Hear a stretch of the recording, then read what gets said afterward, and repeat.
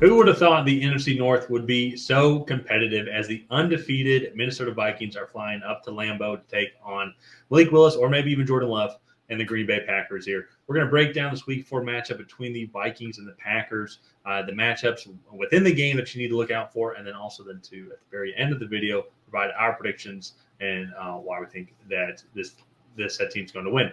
Before we get into that, though, if you have not already, go ahead and subscribe to the Tracy Take and leave a like and a comment. Let us know who you think is going to win. Trying to get to 100 new subscribers during this Week 4 prediction video series. So any help is greatly appreciated in helping us reaching that goal. Ryan, what I'm feeling right now with kind of Kevin O'Connell is kind of what I was feeling towards the end of last year with Matt LaFleur. Like, I'm not really going to question now these coach decisions. I'm obviously here in my current role in life for obvious reasons, and Kevin O'Connell is in his current role. And same thing too with Brian Flores as well. They've done a masterful job, I think, through 3 weeks. Definitely, we did not give them enough credit on, I think, some of the capabilities that they could have for this team.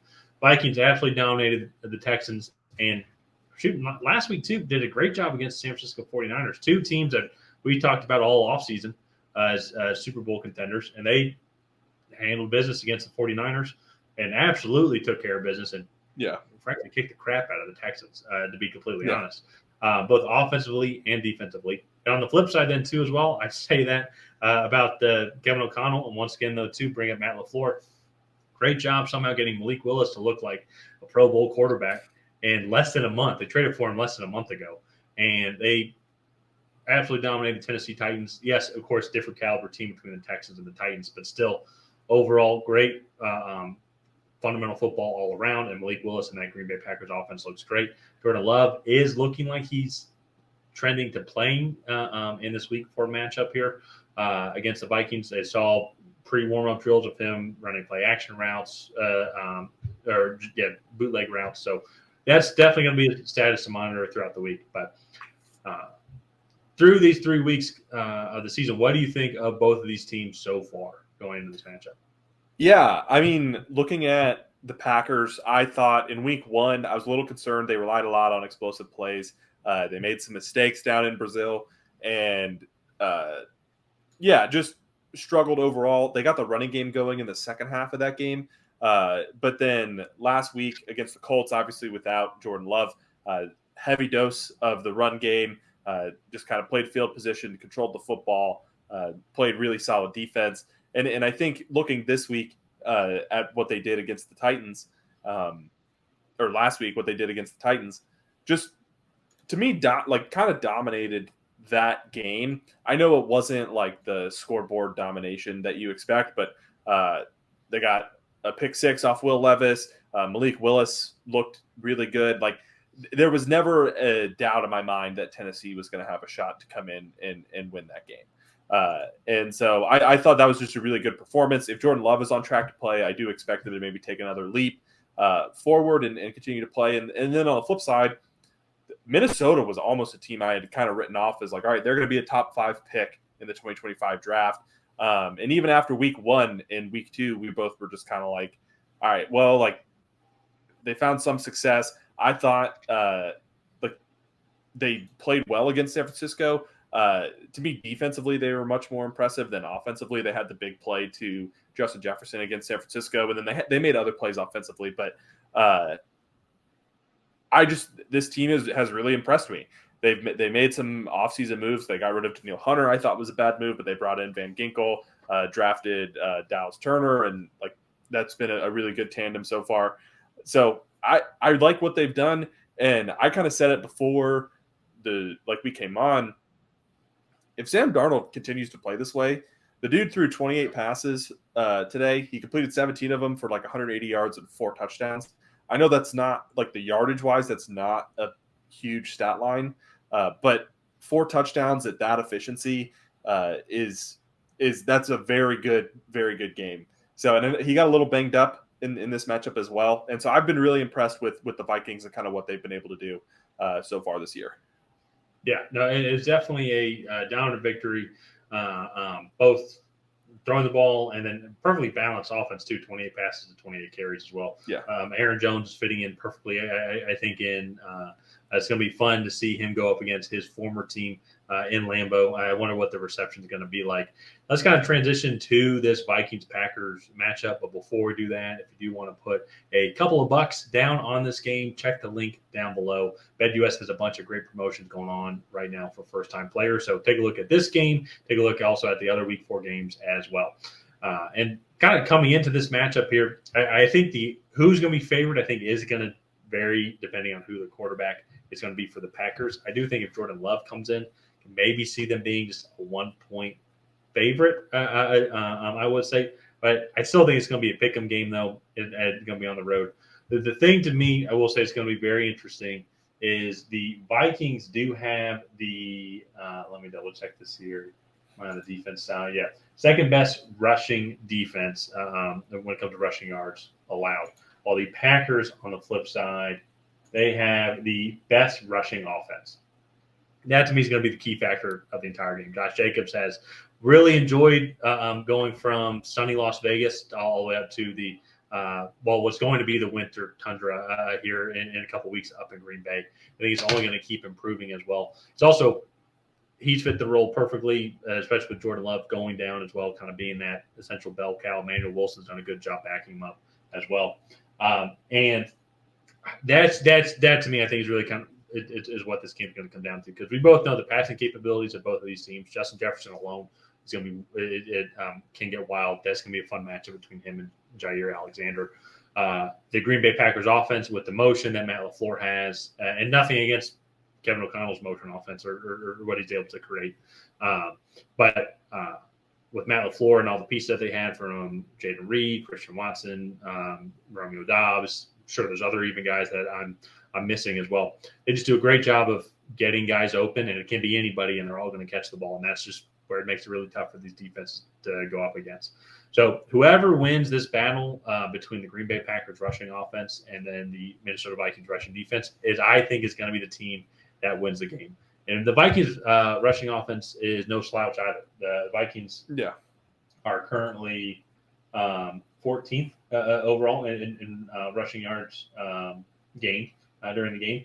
And offense as a whole is just slightly above average statistically through 3 weeks. 12th overall in total yards, 13th in overall passing.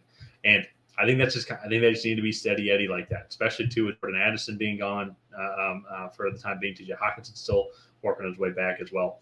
So I think the Vikings offense versus the Packers defense is probably going to go. I think Vikings are going to get some licks. Packers are going to get some licks. I think that the big X factor is going to be who's going to win the matchup with the Packers rushing offense and the Vikings rushing defense, because Vikings are able to stop that and make the Packers a little bit more one-dimensional. It will be a little bit easier to defend, can maybe tell the edge rushers to pin their ears back, get after Jordan Love or whoever the quarterback is going to be. Especially, actually, he's going to be bigger, too, as well, Malik Willis as the quarterback, because if he's the quarterback, Packers are not going to want to be as willing to have Willis throw 30-plus passes in a game. Even though he looked really good today, he still only threw 19 passes. So I think that's what it's going to come down to. It is going to be who can win that matchup. Yeah. Usually, this is not. I do not mean this to come off as snarky, but usually whoever wins in the trenches is going to win. But I feel like in this matchup, it's going to be so much more important. And it'll be insurmountable. If you are consistently losing in the trenches on one side or the other, that's going to be an insurmountable defeat that your team will probably have to face. So to overcome. So let's go ahead and get into predictions here. Tyler, who do you have coming out ahead in this matchup? So Vikings fans, want to give you a lot of props. I know you guys have been commenting on our videos, and you guys have been right just kind of on the overall improvements, and you guys are 3-0 for a reason. I think this is going to be your guys' first loss here, and the reason why is I think the Packers are going to win that rushing battle that I was talking about here. If I just go look at who the Vikings have played overall when it comes to their on their rushing defense, played a Week 1 Giants team where the Vikings were winning for a large amount of times. Week 2, fair point, held this San Francisco rushing offense at 102 yards fair. And so then the Texans, though, today they're down significantly, only at 38 rushing yards. And I will say they did work without Joe Mixon. That's a slight asterisk, to be completely fair. But they were heavily leading for a majority of that game. So Yeah, Texans were throwing the ball a lot. So that's where I think some of that rushing statistics maybe can be a little bit skewed. That being said, nothing to take away from how great the rushing defense has been playing overall, because they've been shutting that down essentially. For the Packers on the flip side, they've been doing a great job running the ball, especially into these past 2 weeks where it's been a heavy focus with Malik Willis as quarterback. So if I go look at what they've done these past couple of weeks, 261 yards against Indianapolis in week 288 today against Tennessee, and 163 against a good Philadelphia Eagles defense on an ice rink down in Brazil, to be completely fair. So yeah, I think they're going to slightly win that battle. I also think that, too, being at home at Lambeau Field, I think going to be the slight advantage. I am going to have the Packers winning this one, no matter who is going to be the quarterback. And I think it's going to be a pretty high-scoring game. I would say 30-27. I agree. So that is my stipulation. I think if Jordan Love plays, I think the Packers will come out ahead.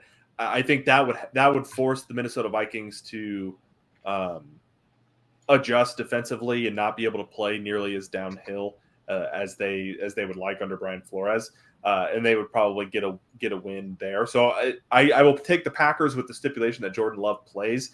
However, if he does not play, then I think the Vikings win this one in convincing fashion. I think this defense would then be allowed to play how they want. They'd be much more willing to take risks on the outside and get matchups that they like on the offensive line, get after Malik Willis, stop this run game with 7-8 guys in the box, and be shooting gaps and whatnot. So that I will take the Packers with the stipulation Jordan Love plays. I think this is going to be a really close game, though, and I've been very impressed with the Vikings so far. I would not be surprised if they came out ahead. Who would have thought going into last season that the NFC North would all of a sudden be just dominant? Like, and who knows what's going to happen with Caleb Williams and the Bears, because I think we all see the potential there. But it's going to be a fun race to the division title here in the NFC North. Oh, for sure. So let's go ahead, wrap it up here. We were both taking the Packers with a few stipulations, I think. So let's wrap it up. Leave a comment down below on who you think is going to come out ahead in this matchup. Will it be the Minnesota Vikings? Will it be the Green Bay Packers? While you're at it, go ahead and like and subscribe. And on that, we'll see you guys next time.